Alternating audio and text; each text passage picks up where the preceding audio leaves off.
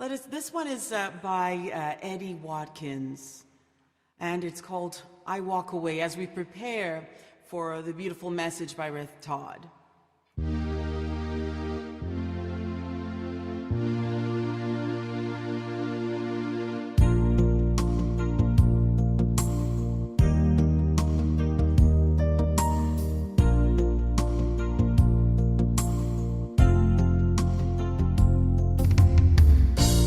Every morning, the light keeps getting brighter as I wake up to the truth.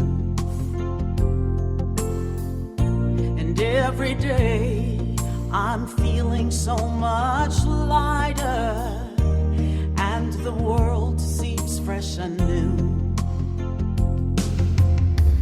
What I was taught and the way that I thought stopped serving me long ago.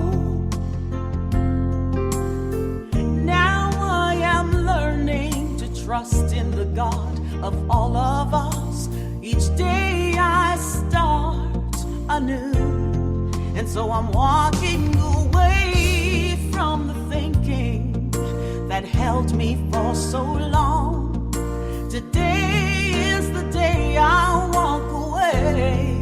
I'm walking away from the path that led me to confusion. Today is the day I walk away. I walk away from the less than that held me for so long. Today is the day I walk away. I'm walking away from the path that led me to such sadness. Today is the day I walk away.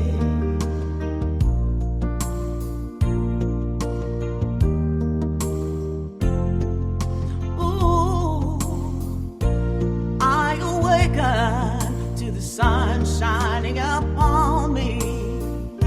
Light the way for me to see. All things I sought and the way that I thought stopped serving me long ago. Now I am learning to trust in the God of all of us. Today I'm letting go. I'm walking away from the thinking that held me for so long.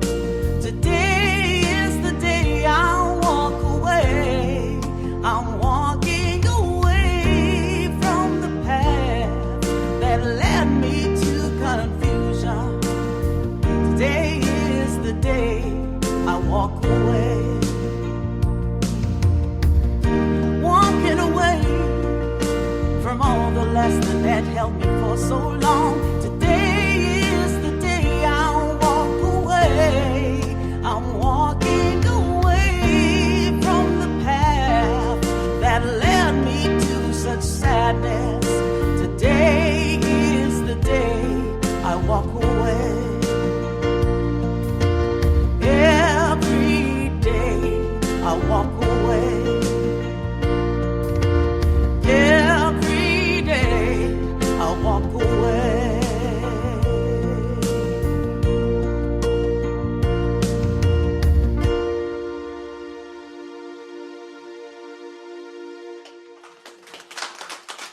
Oh.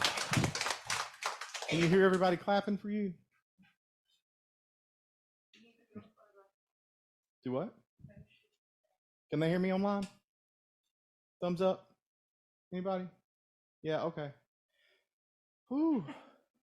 You know, Myrtle Fillmore, the heart of unity. Everyone knows who Myrtle is. Yes, the heart of unity. She once wrote in one of her letters, you do not have a problem except the one that is in your own mind, and you put it there. Thanks, Mother Myrtle. There's nothing like a little truth bomb, right? You know, from the mother of love. So there's really not a problem today, and I want to thank everyone that's here for looking at what is. Looking at this, what a great example of this, what is the event that's happening that does not have to control the experience that we're having, yes? Right? Because there's a lot of events out here in the world sometimes that could send us into a tailspin, could be like, oh, we've got to hold off on service, and but the thing is that when we breathe and we open up our consciousness and we allow, the answers always show up, yes? We know that the answers always show up.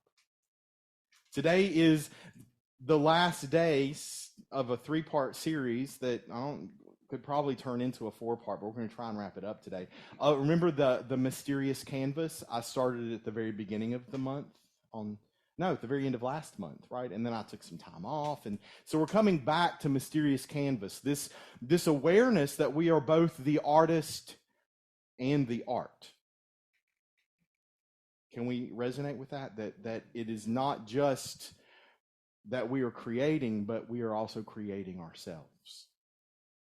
And I've been using Greg Braden's book, The Divine Matrix, as sort of a roadmap to help us get through that.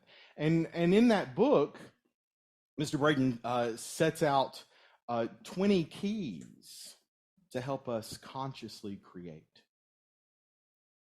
And we've been through some of those, but I've never actually told you what they all are. But this is going to be so exciting. I have a handout for you today. This is going to have all 20 keys for you. So you get to take it home and study it. And if you forget where you put it when you get it home because you have a stack of papers, maybe your desk looks like mine, it's on our website too. It's on the website. Everyone online, you can go online and you can click that. Let's not do it during the service because, today we're having this conversation, and we want to see, okay, what are these truths, right? Like the first one that we went over when we did that first talk about speaking to the stars. The divine matrix is the container that holds the universe, the bridge between all things, and the mirror that shows us what we have created. It's interesting to me, that sort of just kind of re-languages in a scientific way our first unity principle. There's only one thing. It is God, absolute, unlimited good and unconditional love. And you can call that God or goddess or the universe, divine mind, divine intelligence. I think this eternal mystery that is unlimited actually becomes limited by anything we call it. And I think that this divine mystery knows when we are talking to and about it, because everything we talk about and talk to is it. Yes? Yes. On that talk, I did a talk where we talked about what we call God, and I told you I don't care if you call it peanut butter. Anybody remember that? Is it peanut butter? Because the universe likes to test. Where are you in consciousness, Todd? I was driving across the state last week, and I got a phone call from another minister who wanted to talk to me about the fact that I am spreading heresy, that I am not preaching the word of God, and that I am leading people astray. Whew, hallelujah. I had to give up some of that stuff. Did anybody else have to give up some thoughts that people tried to program us with stuff, right? Here's let's see, where is it? One of them, I have a quote here.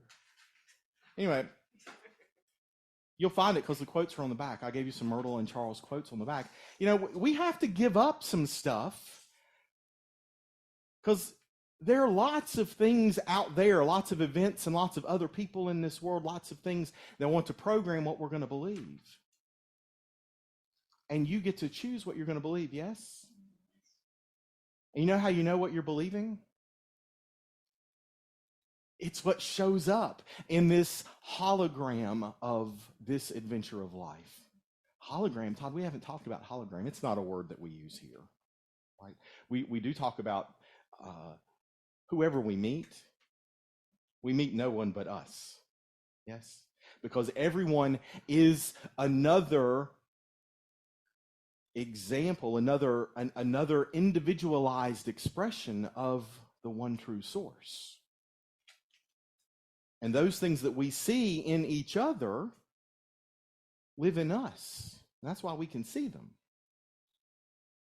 So I realize now I've got some forgiveness work to do.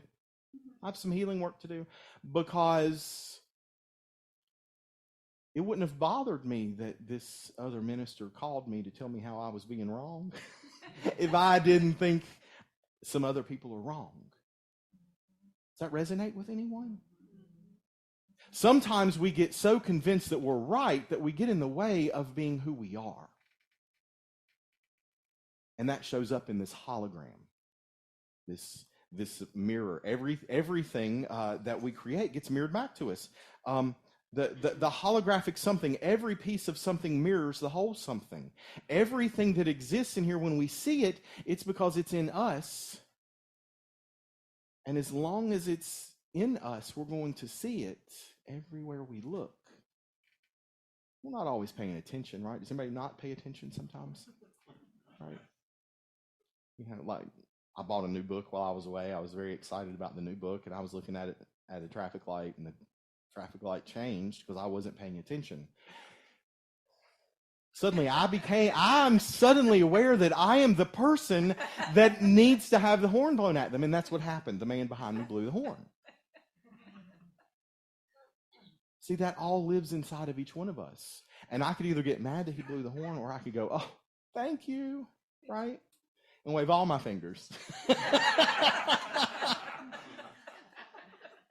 So we have this incredible opportunity to choose what we see in our hologram, to what we get to see in our mirror, right?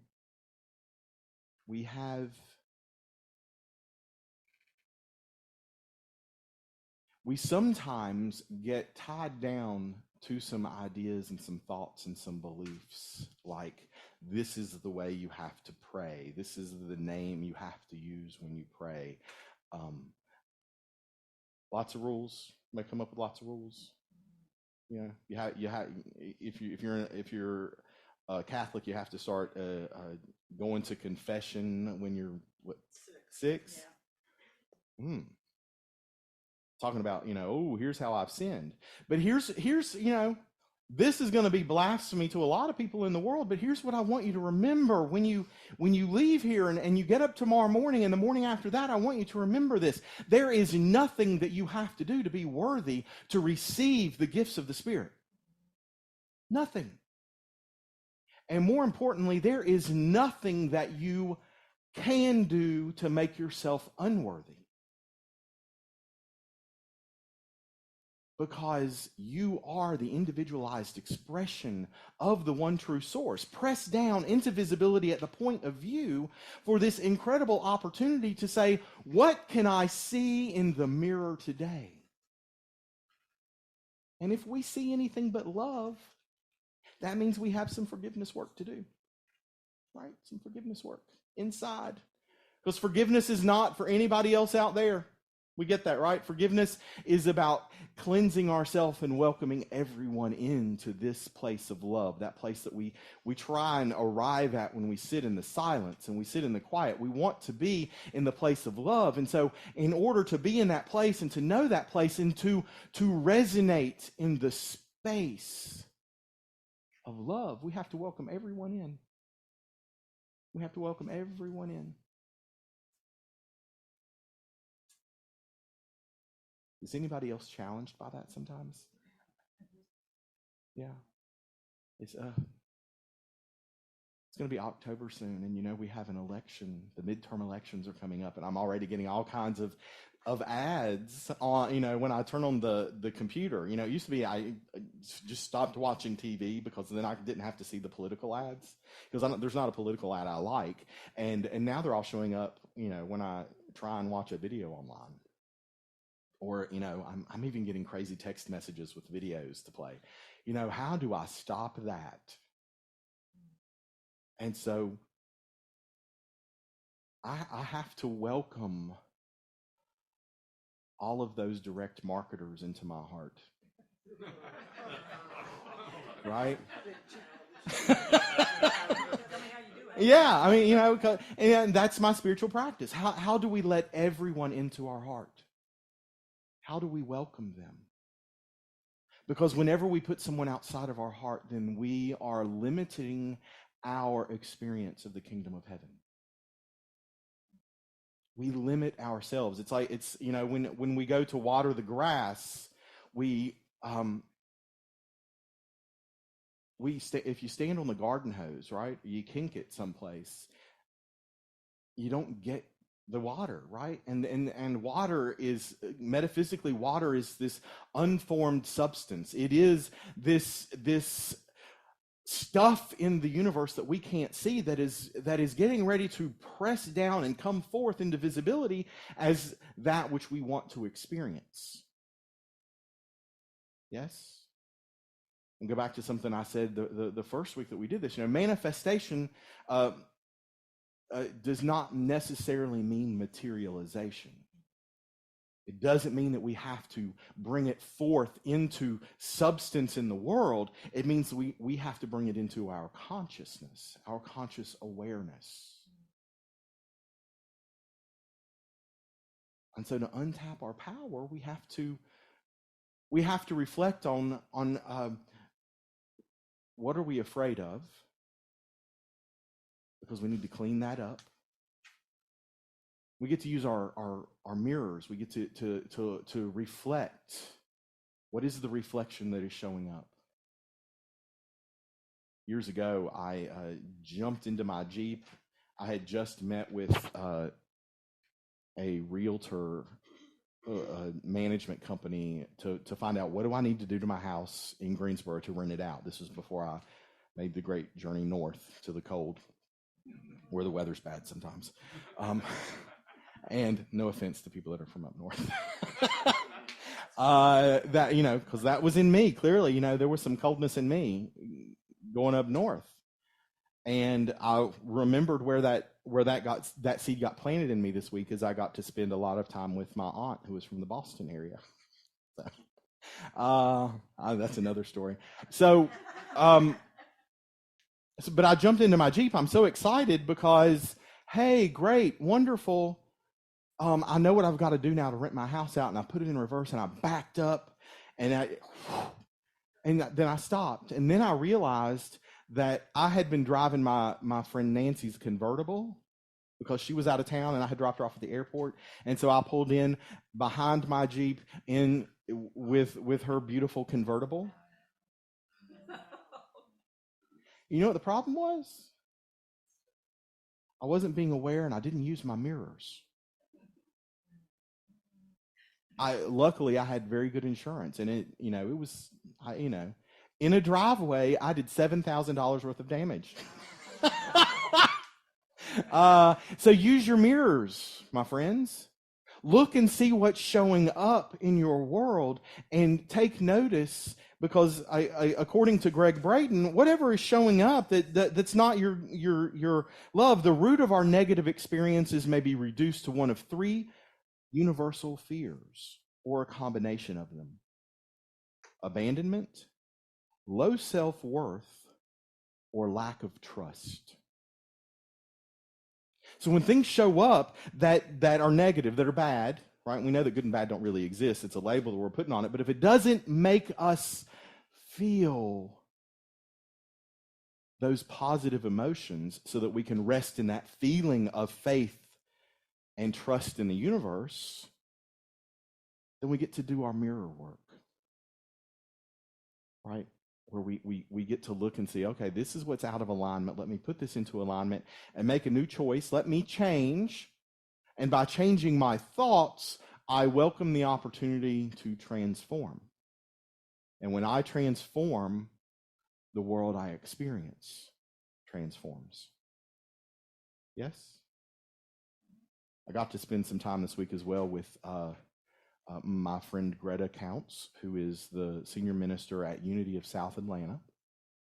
She did a workshop where she talked about change, how we change our thoughts so that we can transform. That's what we're after, right? This is the teachings of Jesus are about how we change in the mental plane so that we can have this different internalized experience of the events of the world. But she reminded me of something that I keep forgetting about.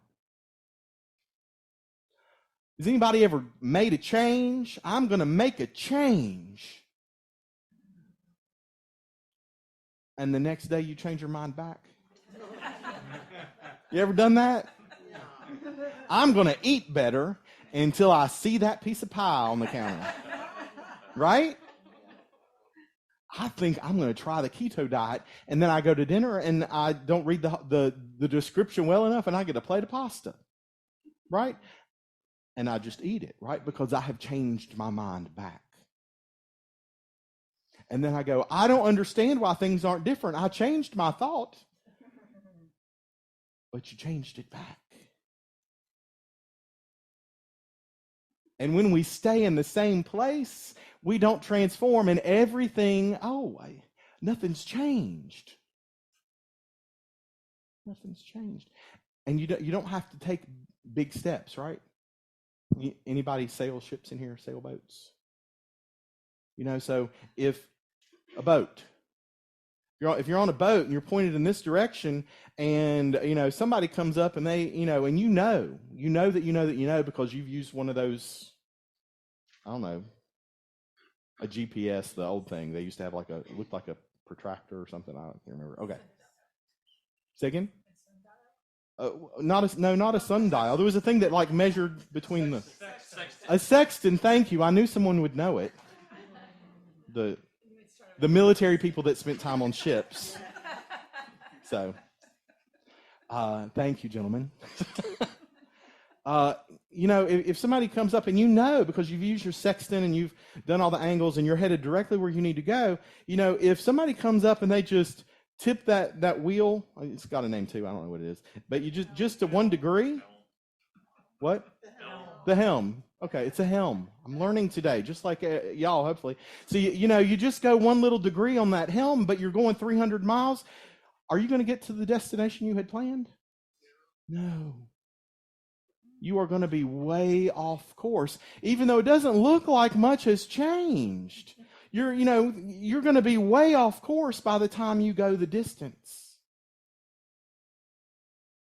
So if you want to change your life, you need to change and not change back the thoughts you're carrying, the beliefs that you're having, right? Because if you believe that there's only one way to pray, one name to which to pray,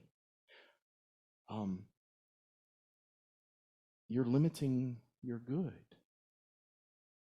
There's only one power and one presence everywhere, equally present at the point of view and the point of view and the point of view and the point of view. And then we have to remember that all these other points that are showing up are also individualized expressions that are fully human. And because they're fully human, they will deserve our forgiveness just as we will deserve their forgiveness. Because we are all also fully divine. And so, from this human experience, we get to see the truth of who each other is. What an adventure. So online, you can find these 20 keys to conscious creation. the thing is you'll read through them and you'll be like, oh, I've heard that before. Like the last one. We must become in our lives the very things that we choose to experience in our world. So if we want to see peace, we have to become peace. If we want to see love, we have to become love. Yes? That's what I got to share today. So I'm going to end now so I can go eat some pie. I'm going to change that thought tomorrow.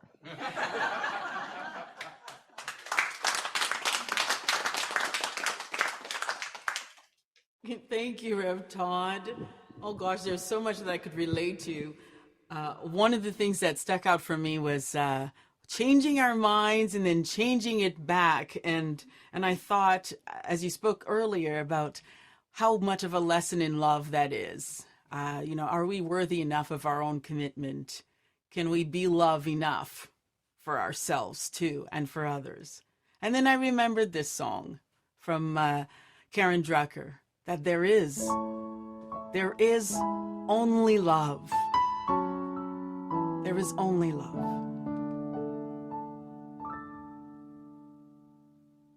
And we just have to remember to be it.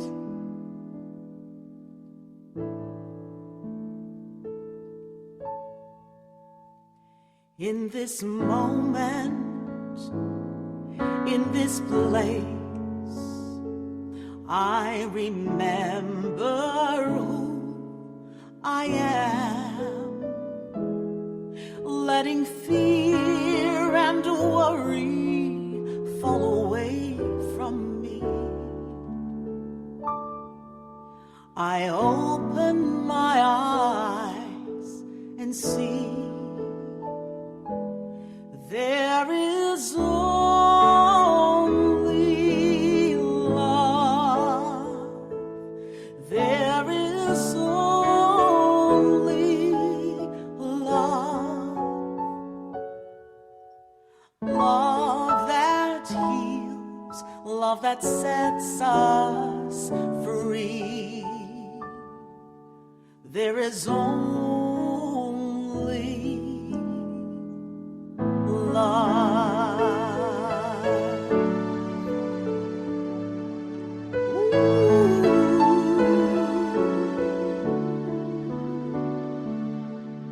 When I lose myself,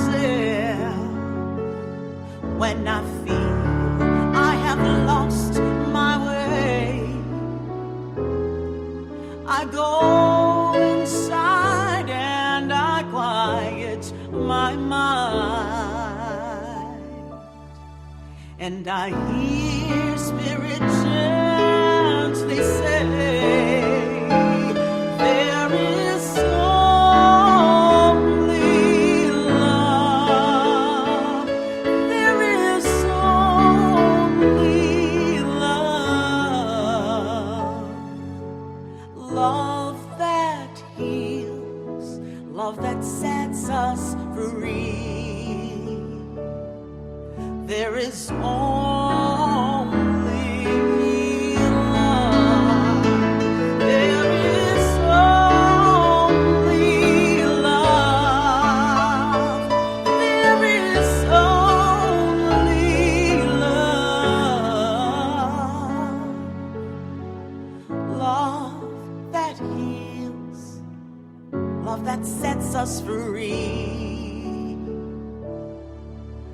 There is only love.